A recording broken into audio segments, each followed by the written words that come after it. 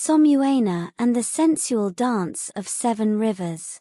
Queen Uju had a daughter from a previous marriage named Somuayina. Somuayina was captivating and enigmatic, with a beauty that could enchant even the most hardened heart. Voluptuous and sensual, she had a body that was carved by the gods and a face like a goddess. Somuayina was a skilled ocean dancer. Her snake-like moves enchanted her admirers like a potent spell. Her eyes drew them into her aura until they were completely lost in her gaze. Queen Uju was very proud of her daughter's skills and was determined to put them to good use. She decided that Somuayina would perform a special dance for the king, who happened to be her stepfather and the brother of her biological father. This is the Pan-African Tales by Cassie Channel. Thank you for liking and subscribing. Once upon a time, in the prosperous kingdom of Aloka, Igwu Jika ruled with a mix of splendor and tyranny. Jika, known for his opulence, was married to the ambitious and manipulative Queen Uju. Their marriage was controversial, for Queen Uju was married to his brother, Nurta. Their rule was marked by heavy taxation, lavish feasts, and a disregard for the common people's suffering. The kingdom was a huge contradiction, blessed with stupendous wealth with its people living in abject poverty. Queen Uju was as powerful as she was ruthless. She was deeply involved in sorcery and occultic practices and sought to consolidate her power through manipulation and deceit. Her influence over King Jika was profound. She practically had him eating from the palm of her hands and doing her every bidding. Whatever Queen Uju wanted, she got, even if she had to kill to get it.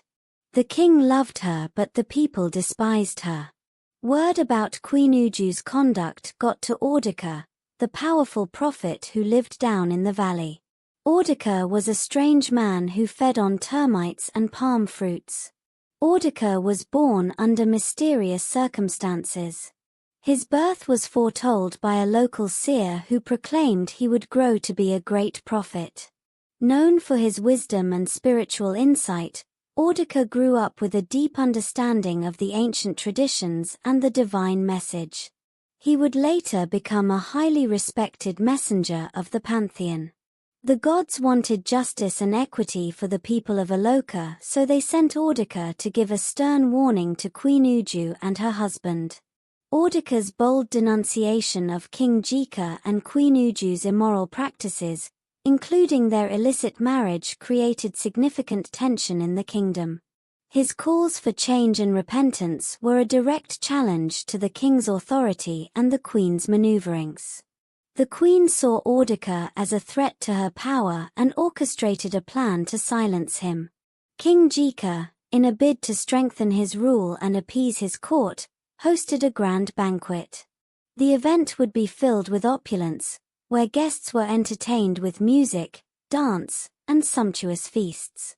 This event was to be a display of the king's power, but also a facade hiding the kingdom's deeper corruption. Queen Uju had a daughter from a previous marriage named Somuayina. Somuayina was captivating and enigmatic, with a beauty that could enchant even the most hardened heart. Voluptuous and sensual, she had a body that was carved by the gods and a face like a goddess. Somuayina was a skilled ocean dancer. Her snake-like moves enchanted her admirers like a potent spell. Her eyes drew them into her aura until they were completely lost in her gaze. Queen Uju was very proud of her daughter's skills and was determined to put them to good use. She decided that Somuayina would perform a special dance for the king and his guests. But this was no ordinary dance. It was a dance of the 7 rivers, a dance of sirens and nymphs, a dance that made the dancer completely irresistible to her beholders. The morning before the banquet, Somuayina performed a sacred ritual bath near the riverbank, adorned with fragrant roses, hibiscus and waist beads made from rose quartz. She then completed a captivating glamour ritual using her otanjali and uli, made from natural pigments, creating a sensual and alluring look. At the banquet, Uju's daughter, Somuayina, danced her heart out before the king and his guests. Somuayina's dance was an enchanting display of elegance, rhythm and charm, holding the audience spellbound. The fluid sway of her hips, the rhythmic circles of her pelvis, and the earthy shimmies combined with graceful figure-eight motions lent her an almost ethereal, otherworldly aura. King Jika, utterly captivated, found himself bewitched by his stepdaughter's performance. "You are so beautiful," he said after Somuayina's performance, his voice breathy with lust. "What do you desire?" he asked. "Anything and it's yours." Somuayina smiled deviously. She had King Jika right where she wanted him. She glanced at her mother. Her mother gave her an encouraging nod. Then she looked back at the king. "I'd like," she started then stopped.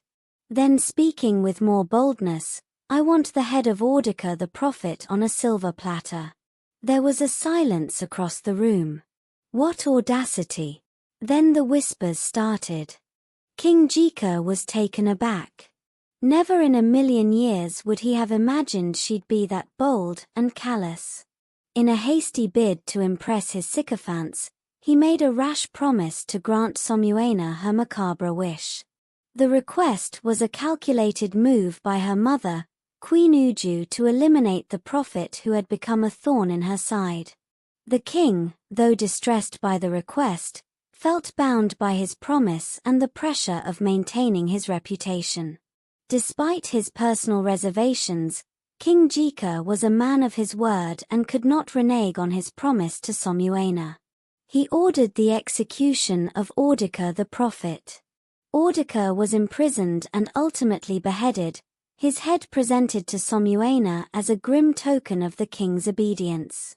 The prophet's death was a tragic moment for his followers and a deep blow to the cause of righteousness in the land. The execution of Audica the prophet had profound repercussions. The kingdom of Aloka was enveloped in sorrow and unrest.